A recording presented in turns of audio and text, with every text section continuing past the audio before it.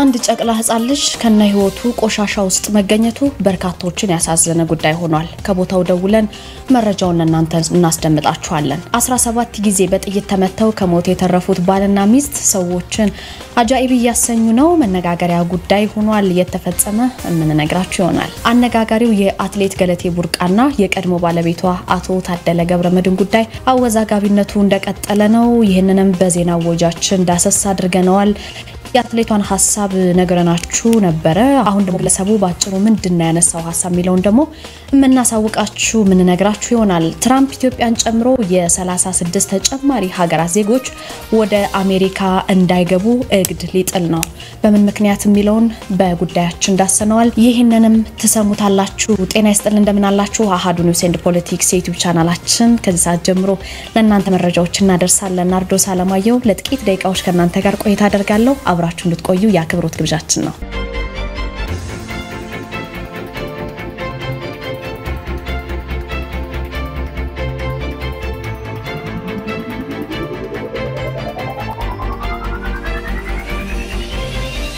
ወደ ቀዳሚ መረጃ አለፍኩኝ። የህፃናት ባሰቃቂ ሁኔታ መጣል አሳስቦናል ሲል አንድ በጎ አድራጎት ድርጅት ነግሮናል። በጅማ ከተማ በቤተሰቦቿ ቤት ከኪሷ ገንዘብ በማውጣት ይህንን በጎ አድራጎት ድርጅት የመሰረተች አንድ ግለሰብ አለች።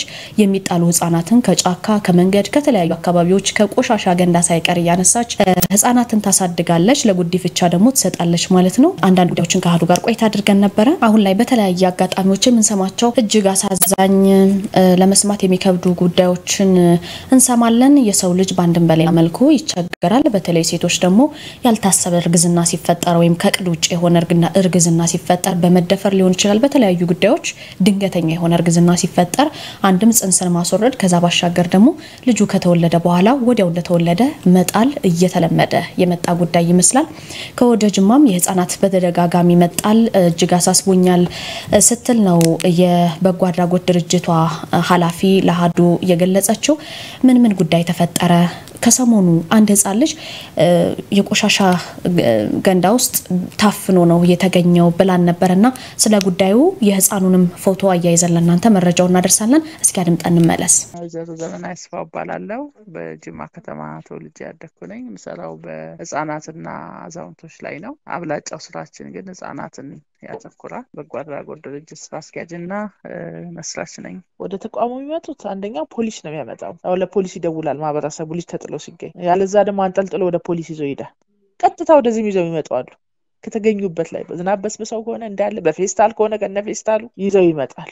ነገር ግን ቀጥታ ወደ ህግ አካል እንዲሄዱ ነው የምናደርገው። አመልክታቸዋለሁ። ይደወላል። ፖሊስ ጥሩ ይነሳ፣ ሲነሳ ፎቶግራፍ አንሱ፣ ከቦታው ላይ ምስክሮች ይኖሩ፣ ማን ያነሳው ፖሊስ የአካባቢው የቀበሌው አካባቢ ዞኑ አካባቢ ፖሊስ ወረዳው ላይ ያለ እንደገና የጠቅላላው ፖሊስ አንድ ላይ ነው ይዘው ይመጡት። ህፃናት ክፍል እነሱ ሁሉ ይመጣሉ፣ ሂስትሪ ይናገራሉ፣ ፋይልን መዘግባለን። አስፈርመን ያመጡትን ሰዎች ልጁ ገቢ ይሆናል ማለት። እንግዲህ እኔ ስራውን ስጀምር በበጎ ፈቃደኝነት በገዛ መኖሪያ ቤቴ ላይ ነው ስራውን እየሰራ ያለው። ቤተሰብ መኖሪያ ቤት በጎ ፈቃደኛ ነኝ።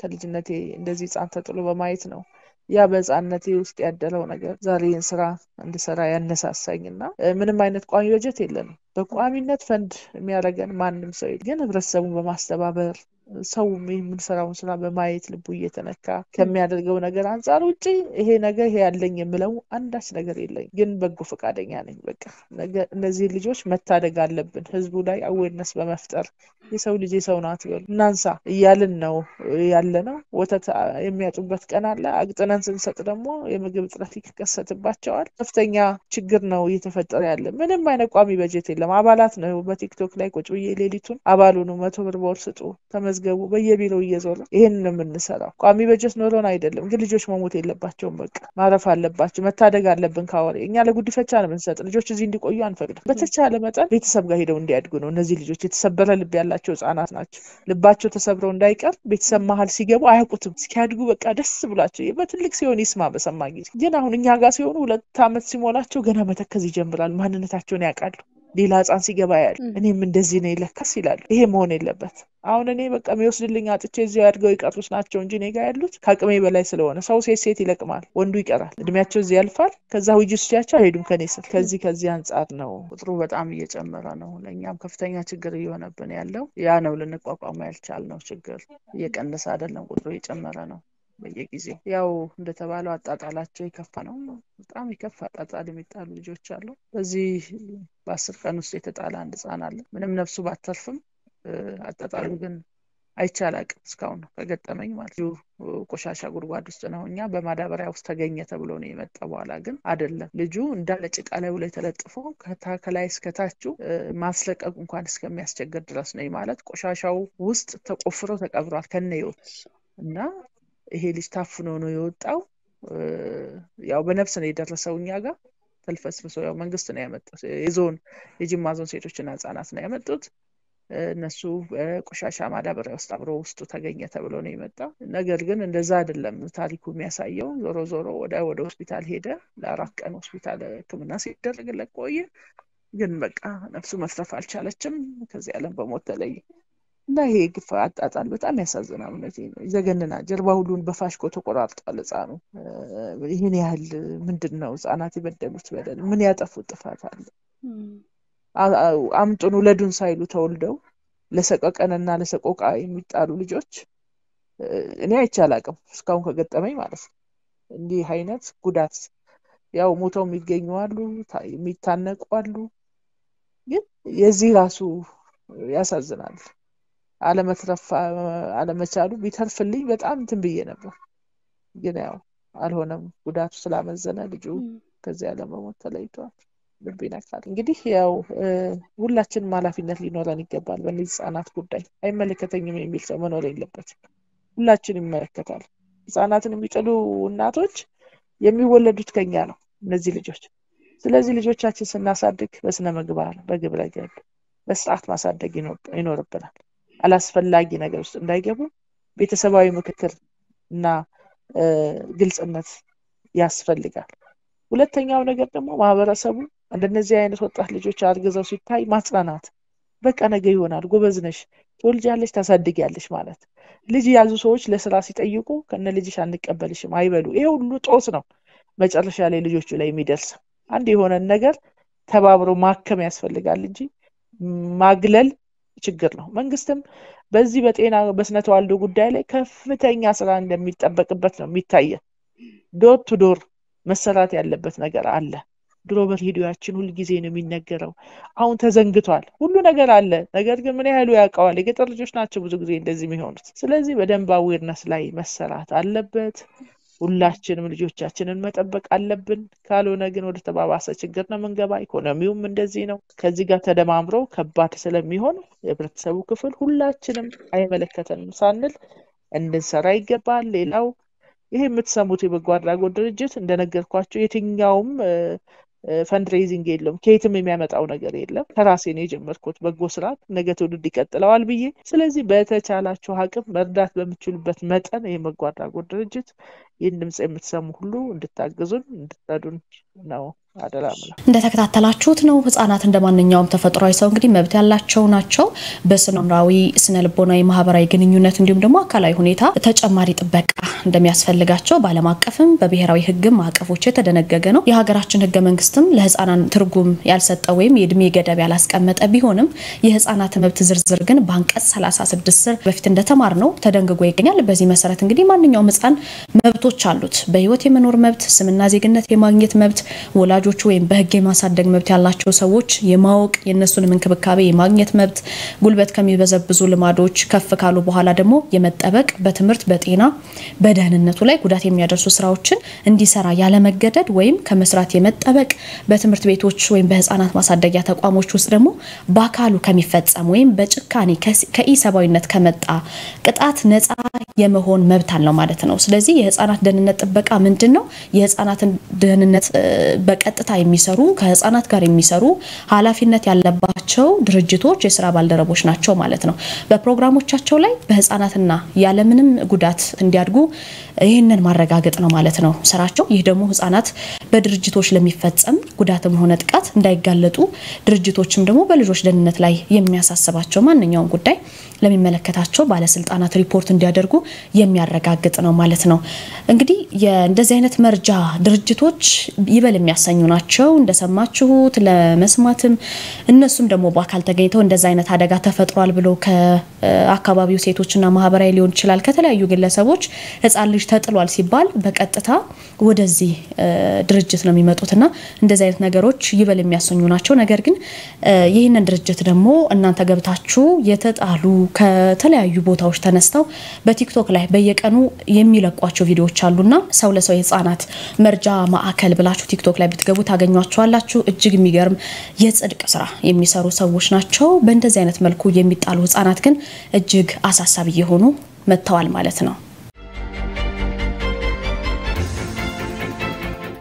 ወደ ቀጣይ መረጃ እናልፋለን። 17 ጊዜ በጥይት ተመተው ከሞት የተረፉት ባልና ሚስት መነጋገሪያ ሆነዋል። ቅዳሜ ዕለት በሁለት ሰዎች ላይ በተፈጸመ ጥቃት ነው እነዚህ ሰዎች የጥቃት ሰለባ የሆኑት ባልና ሚስቶች ናቸው። በ17 ጥይቶች ከተመቱ በኋላ ተርፈዋል ማለት ነው። በህይወት የተረፉት ግለሰብ በህይወት መትረፋችን በሚያስደንቅ ሁኔታ እድለኞች ነን ይላሉ። ሰዎችም እየተነጋገሩበት ነው። ሁለት ሰዎች ባሳለፍነው ቅዳሜ በቤታቸው ውስጥ ሳሉ በጥይት በኃይለኛ በሚባል የጥይት ሩምታ ተደበደቡ። ነገር ግን በህይወት ተርፈዋል። ይሄንን ነገር ያደረገው ጭንብል አጥልቆ እንደ ፖሊስ ለብሶ ተጎጂዎችን በሚኒያፖሊስ በሚገኙ ቤታቸው ውስጥ ተኩሶ ያቆሰለ ግለሰብ ነው። ይሄ ያቆሰለው ግለሰብ ደግሞ አምልጧል። አሁንም ግን እየተፈለገ ይገኛል በአካባቢው ፖሊስ። በ9 ጥይት ተመቷል። እኔ በ8 ጥይት ተመትቻለሁ። ነገር ግን ሁለታችን በህይወት በፈጣሪ ታምር መትረፋችን በሚያስደንቅ ሁኔታ እድለኞች ያደርገናል ብለዋል ባለቤታቸው ሲገልጹ። ፖሊስ ጉዳዩን ጥቃቱን ስለሚፈጸምበት ወይም ስለተፈጸመበት ምክንያት ያለው ነገር የለም እስካሁን ድረስ።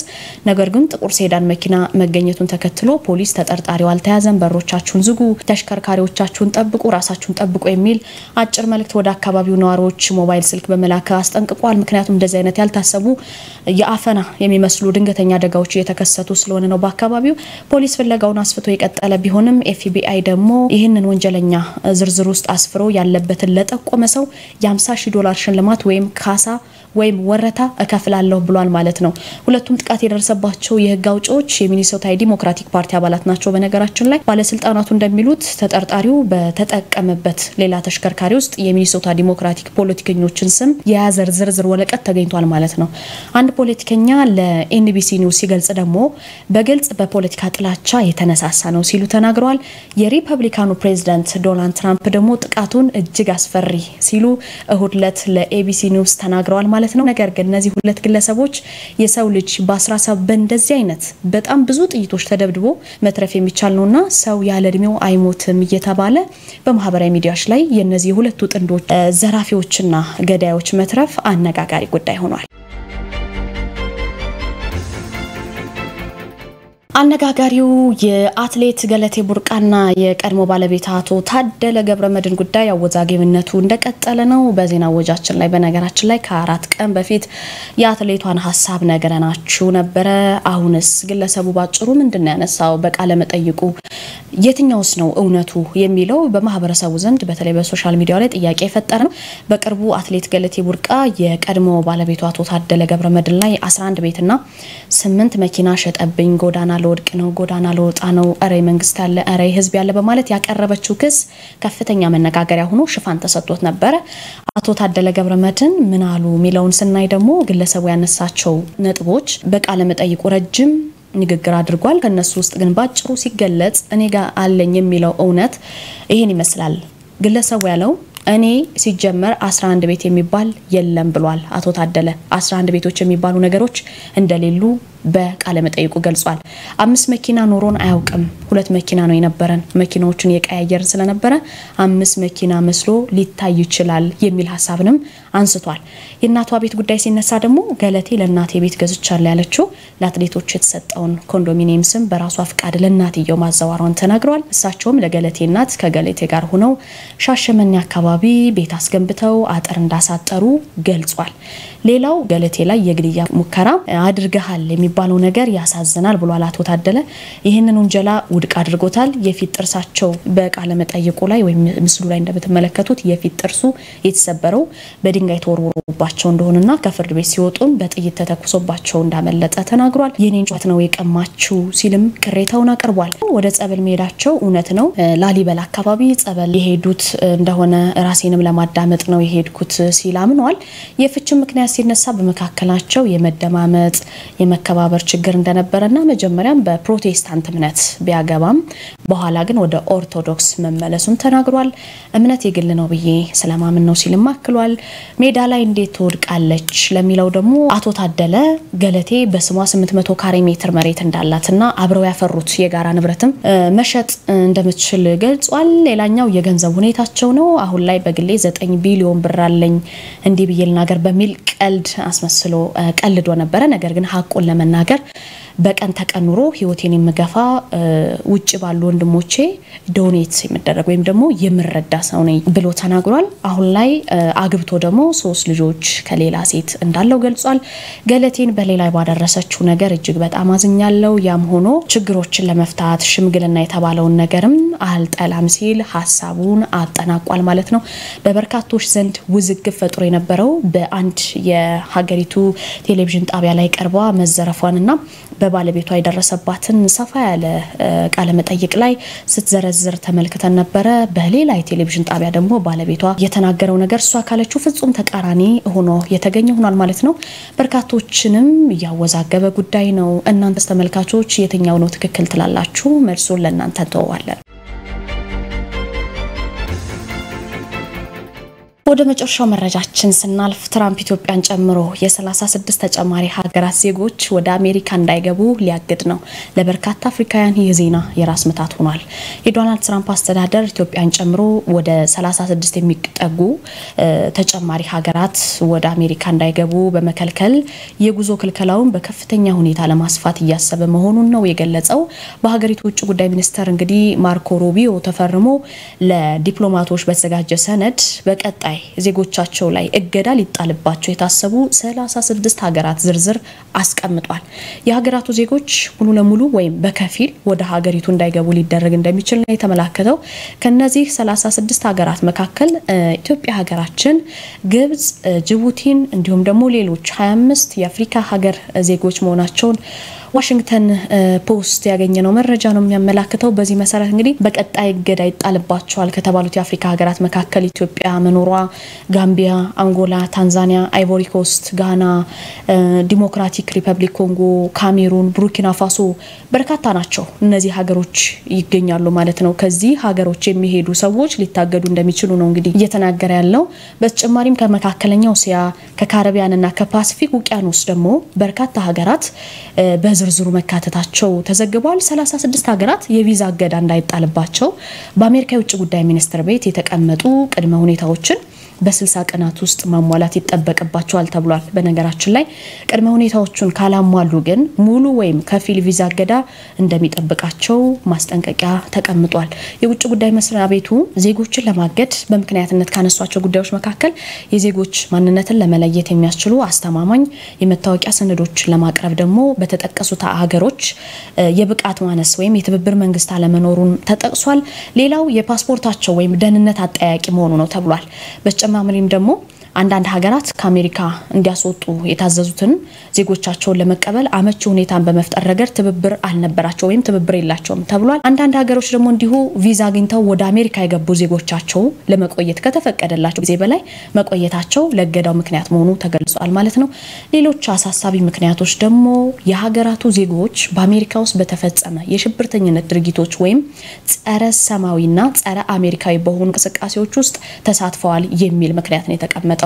መመሪያው ትራምፕ በዚህ አመት በሁለተኛው የስልጣን ዘመናቸው መጀመሪያ ላይ የጀመሩትን የኢሚግሬሽን እርምጃ አካል ነው። ግን የወረበሎች ቡድን አባል ናቸው ተብሎ የተጠረጠሩ በመቶዎች የሚቆጠሩ ቬንዙዌላውያን ወደ አልሳልቫዶር እንዲወሰዱ መደረጉ ይታወቃል። አንዳንድ የውጭ ተማሪዎችን ደግሞ ከአሜሪካ ዩኒቨርሲቲዎች ምዝገባ ለመከልከልና ሌሎችን ለማባረር የተደረገ ጥረትንም ያካትታል ተብሏል። በዚህ ዩኒቨርሲቲዎች ጋር በተገናኘ ጉዳይ ላይ በርካታ ተማሪዎች አሁንም ድረስ እየተሰቃዩ ይገኛሉ። የሪፐብሊካኑ ፕሬዝዳንት በዚህ ወር ወር መጀመሪያ ላይ ከ12 ሀገራት የሚመጡ ዜጎችን ወደ ሀገር ውስጥ እንዳይገቡ የሚከለክል አዋጅ ፈርመው ማጽደቃቸው ይታወሳል።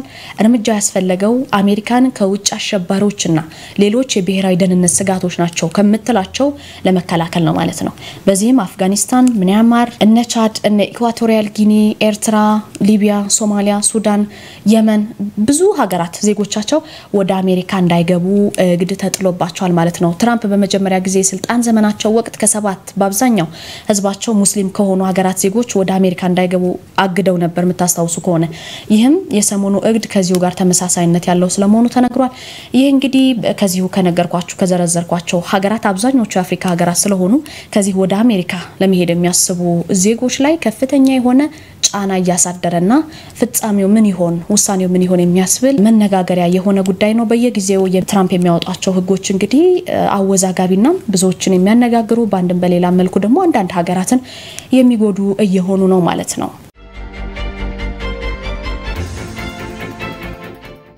በኔ በኩል የነበሩን መረጃዎች እነዚህ ነበሩ። አሁን ደግሞ ኢትዮጵያ ከአጠቃላይ በጀቷ ለጤናው ዘርፍ 15% ማዋል ቢጠበቅባትም እስከ 9% ብቻ እንደምትመድብ ስለመገለጹ፣ በዋግምራ ዞን ዝቋላ ወረዳ 35000 ዜጎች ለረሃብ ስለመጋለጣቸው፣ እንዲሁም በህገወጥ መንገድ ሲሰሩ የተገኙ 6 ያሰሪና ሰራተኛ አገናኝ ኤጀንሲዎች ፍቃዳቸው እንዲሰረዝ ስለመደረጉ ባልደረባዬ ክብሮም ወርቁ እናንተን ከአሃዱ ስቱዲዮ ይጠብቃችኋል። ወደ ክብሮም ልውሰዳችሁ። ልሳኑን እየመራው ክብሮም ወርቁ ከናንተ ከውድ ቤተሰቦቻችን ጋር ቆያለሁ። ዓለም ስራ ዘውዱ የቴክኒክ አጋሬ ነች። አሁን ወደ አንኳር ዘገባዎቹ እናልፋለን። ኢትዮጵያ ከአጠቃላይ በጀቷ ለጤናው ዘርፍ 15% ማዋል ቢጠበቅባትም እስከ 9% ብቻ እንደምትመድብ ተገለጸ። ኢትዮጵያ በየዓመቱ የጤናውን ዘርፍ ለመደገፍ ከአጠቃላይ 15% በጀት መልቀቅ የሚጠበቅባት ቢሆንም ከ8 እስከ 9% የሚሆነውን ብቻ እንደምትመድብ የተባበሩት መንግስታት ድርጅት የፈንድ አስተባባሪ ኢትዮጵያ ተወካይ ዶክተር አወቀ ጣሰው ለአሃዱ ተናግረዋል። ኢትዮጵያ በአቡጃ ስምምነት ላይ ለጤናው ዘርፍ የምትመድበው በጀት ከአጠቃላዩ 15% እንዲሆን የተስማማች ቢሆንም የሚጠበቀውን በጀት እስካሁን ድረስ መድባ አታውቅም ሲሉ ነው ተወካዩ የገለጹት። አክለውም በኢትዮጵያ የጤናው ዘርፍ ላይ ተቋማት ራሳቸውን በምጣኔ ሀብት እንዳያሳድጉ እንቅፋት የሆኑት አልፎ አልፎ የሚፈጠሩ ሰው ሰራሽና ተፈጥሯዊ ክስተቶች ናቸው ብለዋል። እንግዲህ ኢትዮጵያ የጤና ፖሊሲዋን በሚጠበቀው ልክ ጊዜውን የዋጀ እንዳልሆነ የመንግስታቱ ድርጅት የፈንድ አስተባባሪ ተወካዩ ጠቁመዋል። በተጨማሪም ኢትዮጵያ ከአጋር ሀገራት ስታገኝ የነበረው ድጋፍ መቋረጡን ተከትሎ የሚመደበው ተመጣጣኝ ያልሆነ በጀት ዘርፉን ይባስ እንዳይጎዳ መንግስት ጥንቃቄ ማድረግ ይገባዋል ሲሉም አሳስበዋል። የቀረቡ ጥያቄዎች ምላሽ ካላገኙ ከስራ የሚወጡት የከፍተኛ ትምህርት ተቋማት ቁጥር ሊያሻቅብ እንደሚችል ተገለጸ። ያቀረብናቸው ጥያቄዎች ምላሽ ካላገኙ ከስራ የሚወጡት የከፍተኛ ትምህርት ተቋማት ቁጥር ሊያሻቅብ ይችላል ሲል የኢትዮጵያ የግል ከፍተኛ ትምህርትና የቴክኒክና ሙያ ተቋማት ማህበር ገልጿል። የግል ከፍተኛ የትምህርት ተቋማት ጥራቱን የጠበቀ ትምህርት እንዲሰጡ ለማድረግ በሚል ሐምሌ 22 ቀን 2016 ዓ.ም የወጣው መመሪያ እየተተገበረ መሆኑ ይታወቃል። በዚህ መሰረት የኢፌዴሪ የትምህርትና ስልጠና ባለስልጣን የዳግም ምዝገባ ማድረግ ያልቻሉ 85 ተቋማት ከዘርፉ መውጣታቸውንና አሁንም የዳግም ምዝገባ ስራዎች እየተሰሩ መሆኑን መግለጹ ይታወሳል። የዳግም ምዝገባ ስራው ዝቅተኛው መስፈርት እንደተከተለና ሙሉ ለሙሉ አለመተግበሩም መገለጹ አይዘነጋም። ከዚሁ ጋር በተያያዘም ለዳግም ምዝገባ ተብለው የወጡት መስፈርቶች ከትምህርት ጥራት ጋር ምንም አይነት ግንኙነት የሌላቸው ሐሳቦች የተካተቱበት ነው ሲል የኢትዮጵያ የግል ከፍተኛ ትምህርትና የቴክኒክና ሙያ ተቋማት ማህበር ለባለስልጣኑ ቅሬታ ማቅረቡን የማህበሩ ስራ አስኪያጅ አቶ ተፈራ ገበየው ተናግረዋል። ስራ አስኪያጁ አክለውም ቅሬታችንን ለባለስልጣኑ ብናቀርብም እስካሁን ምላሽ አላገኘንም ብለዋል። ለገንዘብ ብቻ ብለው ወደ ዘርፉ የገቡ ተቋማት የሉም ማለት አይቻልም ያሉት ስራ አስኪያጁ መመሪያው ስራውን በፍላጎት የሚሰሩትንና አጠቃላይ የግሉን ዘርፍ የሚያስር ነው ሲሉም ተናግረዋል።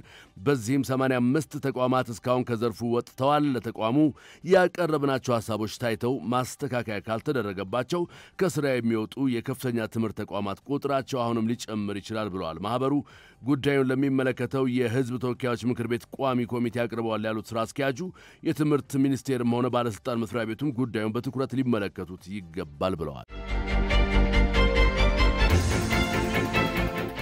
በዋግ ኽምራ ዞን ዝቋላ ወረዳ 35000 ዜጎች ለረሃብ መጋለጣቸው ተሰምቷል።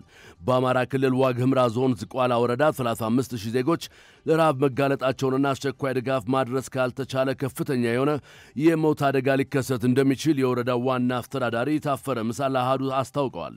ለምን ያህል ዜጎች እርዳታ ያስፈልጋል የሚለው በወረዳው የምግብ ዋስትናና በዞን ምግብ ዋስትና የተጠና ቢሆንም ከመስከረም ወዲህ ዜጎች ድጋፍ አላገኙም ብለዋል። የረሃብ አደጋው የተከሰተው ባለፈው ዓመት ክረምት ወቅት ከፍተኛ ዝናብ በመዝነቡና በጎርፍ አደጋ ከፍተኛ መጠን ያለው ሰብል በመውደሙ እንደሆነ ዋና አስተዳዳሪው ገልጸዋል። ዝቋላ ወረዳና በምን ምክንያት ቀርቶ ነው ምንድነው ችግሩ ምናምን ተባለ። ምክንያቱ አልታወቀም፣ ግን አይታወቅም ዞሮ ዞሮ ቃል ጉባኤ ይዘን ምን ብለን ወረዳውም ዞኑ ወደሚመለከተው ወደ ክልልና ወደ ፌደራል ዋስትና ኮሚሽን እንግዲህ አሳውቀናል ማለት። በዛ መሰረት ድጋፉ ይመጣል ወይም ደግሞ ይፈቀዳል ብለን ስንጠብቅ ነበርና ስለዚህ ይሄንን ካደረግን በኋላ ያው መልስ ሳይገኝ ቀረና ከዛ በኋላ ምክንያቱ አይታወቅም፣ ግን ደግሞ አልተፈቀደም ይባል። ለምንድነው ያልተፈቀደው? ጥናት ተደርጎ የለ ወይስ የተሻለ ተብሎ ነው የቀረው? ህዝቡ እኮ እየራቡ ነው፣ ምን እናድርግ የሚል ጥያቄ መጠየቅ ጀመርነ። ብንጀምርም እስካሁን መልስ ባለመገኘቱ ምክንያት 35000 ድረስ ህዝብ ማለት ነው እና 35000 ድረስ ነው እንግዲህ በረሃብ የተጎዳለ ብለን ያረጋግጠው ማለት ነው። እና ይሄንን መሰረት በማድረግ እንግዲህ አሁን ቅርብ ጊዜ ጥያቄዎችም ተጠይቀው እንግዲህ የፌደራል ምግብ ውሃና ነሐሴ በጣም የከፋ ሊሆን እንደሚችል ታሳቢ በማድረግ የሚመለከተው አካል አሁንም ቢሆን ድጋፉን አጠናክሮ መቀጠል መቻል አለበት የሚል ጥያቄ ነው ያለን ለማለት ፈልጌ ነው። የዝቋላ ወረዳ ቅድመ ማስጠንቀቂያ ስራ ሂደት ቡድን አስተባባሪ አቶ ወርቁ ሳሌ በበኩላቸው በወረዳውና በዞን የተጠና ጥናት እንደነበር ጠቁመው ድጋፍ ለሚያስፈልጋቸው ዜጎች ከመስከረም ወር ጀምሮ ምንም አይነት ድጋፍ አልደረሳቸውም ሲሉ የገለጹት እየተከሰተ ያለውን ችግር ለመቀነስም ከግብረ ሰናይ ድርጅቶች ጋር ንግግር እያደረግን ነው ሲሉ የገለጹት አስተባባሪው በዚህም ኒውትራል ፌዴሬሽን የሚባል ድርጅት ለ196 ሰዎች የገንዘብ ድጋፍ ለማድረግ የሂሳብ ቁጥር የመሰብሰብ ስራ እየሰራ እንደሚገኝ አስታውቀዋል። ከመስከረም ወደዚህ ምንም አይነት ድጋፍ የለም። በመንግስት ድጋፍ ያስፈልጋቸው የተባሉት ምንም አይነት ድጋፍ እስካሁን ድረስ ድጋፍ አላደረግንም። እንደ ልጆች አሁን የብር ምልመላዎች አድርገናል። ኒውትራል ፌዴሬሽን የሚባል ድርጅት 96 ሰው የብር ድጋፍ ለማድረግ ምልመላ ላይ ያለ አካውንት ምልመላ ጨርሰናል። ከዛ በተጨማሪ የክልሉ መንግስት 7104 ኮታ በጣም ችግር ላለባቸው ድጋፍ የሚውሉ 7104 ኮታ ተመድቦ ወደ 2038 ኩንታል መጋዘን ገብቷል። በገባው መሰረትም ለሁለት ቀበሌ ለሶስት ቀበሌ ስርጭት ጀምረናል። ዞሮ የመጣው ድጋፍ ለህዝቡ ካለ ችግር አኳያ በቂ አይደለም። ቃል ጉባኤ ደግፈን ተደጋጋሚ ጥያቄዎችን አቅርበን ነበር። ካሁን ምንም አይነት ምላሽ የለም። ክልሉ አሁን 27104 ኮታ ሰጥቷል። ቅድም እንዳልኩ እሱም ያው የነዳጅ ጥረት ተብሎ አሁን ግማሽ ትራንስፖርት እየተደረገ ቁሞ ነው ያለውና ዜጎቹን ከተጋረጠባቸው አደጋ በዘላቂነት ለመታደግ በተደጋጋሚ ለዞን ሪፖርት ብናደርግም አጥጋቢ ምላሽ ማግኘት አልቻልንም ብለዋል። በዚህም አሃዱ በዞኑ የተከሰተውን ችግር ለመፍታት ምን እየተሰራ ነው ሲል የአማራ ክልል አደጋ መከላከልና ምግብ ዋስትና ኮሚሽን የቅድመ ማስጠንቀቂያ ምላሽ ዳይሬክተር አቶ ብርሃኑ ዘውዱን ጠይቋል። በምላሹም በክልሉ በተፈጥሮና ሰው ሰራሽ ችግሮች ምክንያት ድጋፍ የሚደረግላቸው አካባቢዎች መኖራቸውንና እነዚህ አካባቢዎች አንዱ ዋግ ኽምራ ዞን የሚገኘው ዝቋላ ወረዳ አንዱ መሆኑን ገልጸዋል። ዳይሬክተሩ አክለውም ክልሉ እርዳታ ለሚያስፈልጋቸው ዜጎች ባለፈው ሳምንት ድጋፍ አድርጓል ብለዋል። ዋላ የድጋፍ እያደረገ ያለው አሁን መንግስት ነው ያለው። አሁን በዚህ ወራት በዚህ ሳምንት ራሱ ድጋፍ ሂዶላቸዋል። ድጋፍ ለሚያስፈልጋቸው አካላት ድጋፍ ሂዶላቸዋል። ይኸውም ትናንት የነበረን ኮሚኒኬሽን ዞኑ ጋር ድጋፉ ከከተማ ከዋናው ከተማ ላይ ብቻ ከሚሆን ወደ ውስጥን ይግባ የሚል ነገር ነው የነበረው። ግን የትራንስፖርቴሽን እንትኑ አንድ ዝቋላ እንደምታይቁ ጠበብ ያለች ስለሆነ ብዙ ቦታዎች ላይ አሁን በየቦታው ለማስገባት ትንሽ እንትን አለ። እንደተጠበቀው ነው። ግን ድጋፉ ግን ኦልሞስት ይደላቸዋል። ብዙ ድጋፍ ማለት ነው አሁን ይሰጣቸዋል ማለት ነው። በዋናነት አሁን ከላይ የተንጠለጠለ ድጋፍ ሳይሆን የአካባቢውን ችግር ተወሰነ ፐርሰንት መመለስ ስላለበት በዛ ፕሮሴስ ነው ከዚህ በኋላ የሚጠበቀውና ሆኖም ከዚህ በኋላ ሁሉም ችግር በበላይ አካላት ይፈታል ተብሎ መታሰብ የለበትም። እስካሁን ባለው ግን አስፈላጊ ድጋፍ ተደርጓል ሲሉ ማጠናቀቁ። በሰሜን ማዕከላዊ ናይጄሪያ 102 ሰዎች በታጣቂዎች መገደላቸው ተዘግቧል። በሰሜን ማዕከላዊ ናይጄሪያ በቤንዌይ ግዛት በታጣቂዎች በተፈጸመ ጥቃት 102 ሰዎች መሞታቸውን የአካባቢው ባለስልጣናት አስታውቀዋል። የጥቃቱ አድራሽ ናቸው የተባሉት ተጠርጣሪዎች ካለፈው አርብ ማምሻ ጀምሮ በጉማ አካባቢ በሚገኘው የየዋታ ማህበረሰብ ላይ የሚሰነዝሩትን ጥቃት እስከ ቅዳሜ ረፋት ድረስ ቀጥለው እንደነበር ታውቋል። ጥቃቱ ባለፉት ወራት በናይጄሪያ በአርሶ አደር ማህበረሰብና በታጣቂዎች መካከል በመሬት በውሃ አቅርቦትና በግጦሽ ቦታዎች ምክንያት የተፈጠረው ግጭት መቀጠሉን ተከትሎ የተከሰተ ነው ተብሏል። በዚህም ከ102 ያላነሱ ሰዎች ተገድለዋል። ከ100 በላይ የሚሆኑት ሌሎች ደግሞ ጉዳት ደርሶባቸው ወደ ሆስፒታል ገብተዋል መባሉም ነው የተሰማው። የሕክምና ባለሙያዎች በበኩላቸው የተጎዱትን ሰዎች ሕይወት ለመታደግ የደም ልገሳ እንዲደረግ አስቸኳይ ጥሪ አቅርበዋል ሲል የዘገበው አናዶሉ ነው። እስራኤል በኢራን ላይ የወሰደችው ላለው እርምጃ አሜሪካ ድጋፍ እንድትሰጣት ጠይቃለች። የኢራንን የኒውክሌር መርሃ ግብር ሙሉ ለሙሉ ለማስቆም እስራኤል በምታደርገው ወታደራዊ ዘመቻ ላይ አሜሪካ እንድትሳተፍ መጠየቋ ተሰምቷል። በቅርቡ እስራኤል ባደረሰችው ጥቃት ኢራን የምትመካባቸው ናታንዝና አስፋሃን የኒውክሌር ማብላያዎች መውደማቸው ታውቋል። የዓለም አቀፉ የአቶሚክ ኢነርጂ ኤጀንሲ የኢራን ከመሬት በታች የቀበረቻቸው የኒውክሌር ማብላያዎች በእስራኤል ጥቃት ኢላማ ውስጥ ነበሩ ብሏል። እስራኤል ጥቃቱ ቴህራን የኒውክሌር ጦር መሳሪያ እንዳትታጠቅ ለመከላከል ያለመ ነው ብላለች። የኢራን እጅግ ግዙፍ የሆነውና የኒውክሌር ክምችት የሚገኝበት ፎርዶን የተባለውን ማዕከል ለማውደም የረጅም ርቀት ቦምብ የታጠቁ አውሮፕላኖች ያስፈልጓታል ተብሏል። የእስራኤል ቀዳሚ አጋር አሜሪካ ይህንን የኢራን የኒውክሌር ማብላያ ማውደም የሚችል አቅም አላት የተባለ ሲሆን ለዚህም እስራኤል ለአሜሪካ ጥሪ ማቅረቧ ተሰምቷል። ዘገባው የአርቲ ኒውስ ነው። ስለሰጣችሁን ጊዜ ከልብ አድርገን እናመሰግናለን። አሃዱ ኒውስ ኤንድ ፖለቲክስ ለዕለቱ ያዝናቸው መረጃዎች እነዚህ ናቸው። በያላችሁበት ጥሩ ጊዜ ይሆንላችሁ።